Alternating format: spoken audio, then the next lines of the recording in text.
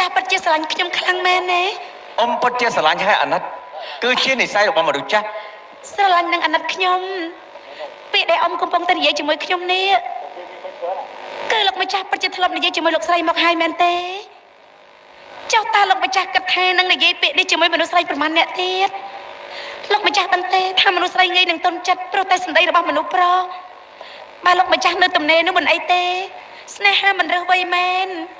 តែលោកម្ចាស់មានប្រពន្ធមានកូនហើយហេតុអីក៏លោកម្ចាស់យកពាក្យនេះមកប្រើជាមួយមនុស្សស្រីដទៃច្រើនទៀត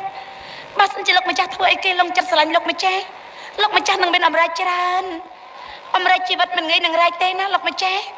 បើលោករែកមិនស្មើនឹងមានអ្នកយំហើយបើសិនជាលោកម្ចាស់ធ្វើឲ្យមានអ្នកយំដោយសារលោកពិតជាមានបាបបើលោកម្ចាស់មិនជឿលើបាបកម្មខ្ញុំប្រាប់លោកម្ចាស់ទៅចោះខ្ញុំធ្លាប់លើកគេនិយាយថាមនុស្សស្រីពិបាកនឹងមានស្វាមីណាព្រោះខ្លាចរើសទៅខុសតែបើសម្រាប់ខ្ញុំគិតវិញណារវាងមនុស្សប្រុសនិងមនុស្សស្រីមនុស្សប្រុសទៅវិញទេដែលពិបាកនឹងរើសប្រពន្ធបើសិនជាមនុស្សស្រីរើសប្តីខុសមនុស្សស្រីមានគំនិតលួចវិចលួចខ្ចប់កូនមិនអត់បាយហូបទេបើប្រុសគំនិតមិនកើតស្រីគំនិតកើតពិតជាមានបាយហូបតែបើមនុស្សប្រុសមានប្រពន្ធខុសវិញចាស់ច្រើននិយាយថាចង្រុកធ្លាយរកចាក់ចូលចង្រុកយ៉ាងណាក៏មិនសល់ដែរបើចង្រុកធ្លាយបែបនេះបើអញ្ចឹងរវាងមនុស្សប្រុសនិងមនុស្សស្រីគឺមនុស្សប្រុសទៅវិញទេដែលពិបាករកប្រពន្ធលោកម្ចាស់លោកស្រីល្អបែបនេះលោកម្ចាស់បើបាត់បង់ទៅគួរឲ្យស្ដាយណាស់លោកស្រីទាំងស្អាតទាំងចរិយាល្អហើយគាត់មានមេត្តាចំពោះមនុស្សជុំវិញខ្លួនមនុស្សល្អបែបនេះទៅរកឯណាងាយបានលោកម្ចាស់ជួនកាលមនុស្សស្រីខ្លះមានសម្រស់ស្អាតអាយុតិចមែនតែគំនិតមិនដល់លោកស្រីទេខ្ញុំនិយាយមែនណានៅមកឲ្យក្មេងបដៅខ្ញុំសុំតលោកម្ចាស់ខ្ញុំមិនមែនបដៅលោកទេតែខ្ញុំនិយាយតាមអារម្មណ៍ខ្ញុំគិតអញថាថោកវិញ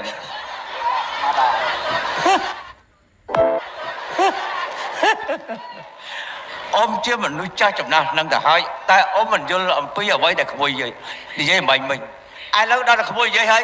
ស្វាងចាស់លោកម្ចាស់កុំធ្វើឲ្យលោកស្រីនឹងកូនយំអីណាខ្លាចបាបអត់អីទេចាប់ពីពេលនេះតើធ្វើនោះត្រឹមត្រូវហើយលែងធ្វើចឹងទៀតហើយខ្មាស់គេណានេះសម្ដៅឲ្យនៅពីអ្នកក្មួយបើអ្នកដទៃគេស្ដាប់ឮវិញអ៊ំនឹងយកមុខយកទុកដែរថោកបានជាន់លោកម្ចាស់សុំទោសបើខ្ញុំនិយាយខុសលោកកុំខឹងខ្ញុំណាអត់ខុសទេត្រូវហើយវាខុសមកពីខ្ញុំប៉ុន្តែមិនអីទេក្មួយអ៊ំសុំសន្យាថាអ៊ំមិននិយាយពាក្យនេះជាមួយនឹងក្មួយទៀតទេចាប៉ុន្តែក្មួយត្រូវសន្យាជាមួយអ៊ំចាខ្ញុំសន្យារឿងនេះដឹងតែយើងពីរនាក់កុំឲ្យលឺខុសពីយើងពីរនាក់ព្រោះអ៊ំវាខ្មាស់ខ្ញុំផ្ដាំតាមលោកម្ចាស់សួរសុខទុក្ខទៅលោកស្រីផងមិនហើយអត់អីទេចាំសួរអត់អីទេអ៊ំទៅវិញចាប៉ុន្តែកុំឲ្យអ្នកណាដឹងខុសពីយើងពីរនាក់ខ្ញុំអត់ឃើញទេអ្នកទុកមុខឲ្យហងគេទៅយកមកជីវិតមកផ្លាស់ផ្លែទៅសិនណាអូយខ្ញុំនិយាយជ្រុលពេកទេដឹងលោកម្ចាស់គាត់ខឹងខ្ញុំទេដឹងលោកអើយមីងគឺមីងលោកម្ចាស់គាត់មីងឃើញហើយក្មួយល្អប៉ាត់មែនមីងមាននិស្ស័យជាមួយនឹងក្មួយគឺមិនខុសទេដឹងដែរទេមីងឲ្យក្មួយទៅរនតាមស៊ើបសួររកផ្ទះសម្បែងរបស់ក្មួយព្រោះតែមីងមាននិស្ស័យមីងអាណិតមីងមិនខកចិត្តទេតែមីងមានចិត្តអាណិតក្មួយប្តីរបស់មីងមិនលេបខាយមកនិយាយចែកចង់ក្មួយឲ្យមីងស្ដាប់ឮតែក្មួយឆ្លាតចេះនិយាយលឹកដាក់ពីនេះពីនោះឲ្យមនុស្សប្រុសវ័យចំណាស់ម្នាក់ទទួលក្តីអាម៉ាស់ឲ្យត្រឡប់ទៅវិញដោយមិនមានគំនុំគុំគុនដល់ក្មួយជាមនុស្សស្រីចាំណាក្មួយណាមនុស្សប្រុសគេមានលុយគេមានអំណាចគេចាយលុយគេលែងអស់គេប្រាថ្នារូបស្រីក្មេងៗសម្រាប់ការសប្បាយរបស់គេដែលមិនបានគិតថាក្មេងនោះតែយកស្រកលនឹងកូនគេឡើយក្មួយនឹងខូចអនាគតប្រសិនបើក្មួយមិនបានគិត ក្រលំបាកតោកយ៉ាក់យ៉ាងណាក៏ដោយដាច់ខាតមិនត្រូវលក់កែពីម្ដាយដើម្បីភាពមានបានទេណាក្មួយចាមែនគេលួចលាក់ពីប្រពន្ធកូនរបស់គេយកមកចិញ្ចឹមយើងវាជាទ្រព្យក្តៅក្រហាយបំផុតនេះមីងនិយាយមិនបានសម្ដៅទៅលើបាបកម្មផងនៅលើលោកយើងនេះប្រកាសជាមានបាបនឹងប៉ុណ្ណាក្មួយណាមីងសូមលើកចំណុចក្មួយមកនិយាយឲ្យក្មួយស្ដាប់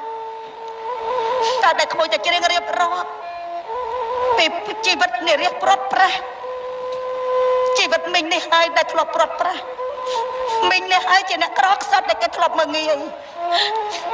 នឹងឲ្យប្រុសអីក្មួយ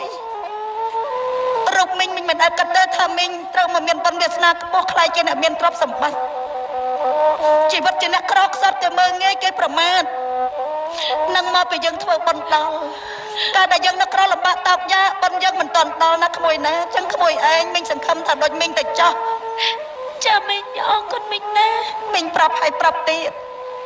ចំណេះណាក្មួយណាសម្ដីមនុស្សប្រុសផ្អែមពីរោះណា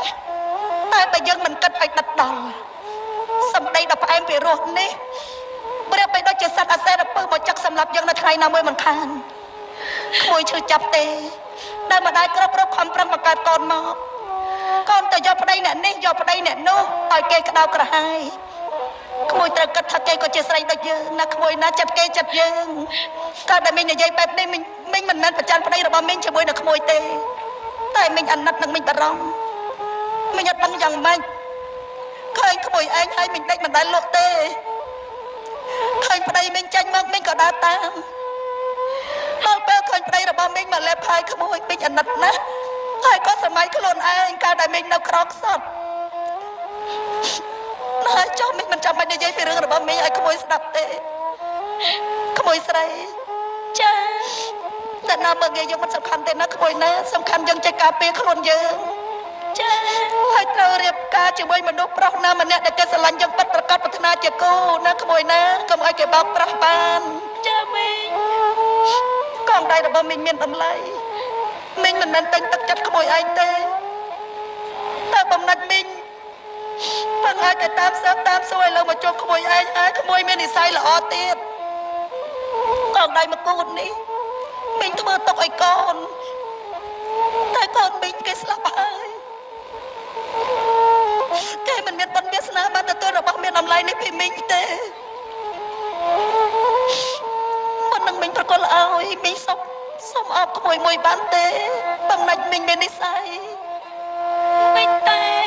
អត់អីទេខ្លាចមីងខ្ពើមរអើមនាងមែនទេអត់ទេណាក្មួយណាមីងអត់ដែលគិតថាមីងជាអ្នកមានមីងអត់ដែលគិតថាមីងជាលោកស្រីលោកជំទាវអីទេមីងនឹកគិតខ្លួនឯងជាអ្នកក្រជានិច្ចមកមីងអើខ្ញុំអរគុណជូនបងណាក្មួយណាកាច់អីផាប់ពីការប្រមាថគេអត់ចូលយើងជាគូទេនាងគេមានលុយក៏ចាយលេងអស់ត្រឹមតែមកសបាយគេបោះបង់យើងចោលសូមឲ្យនាងជួបតែនឹងមនុស្សល្អហេតុតែមីង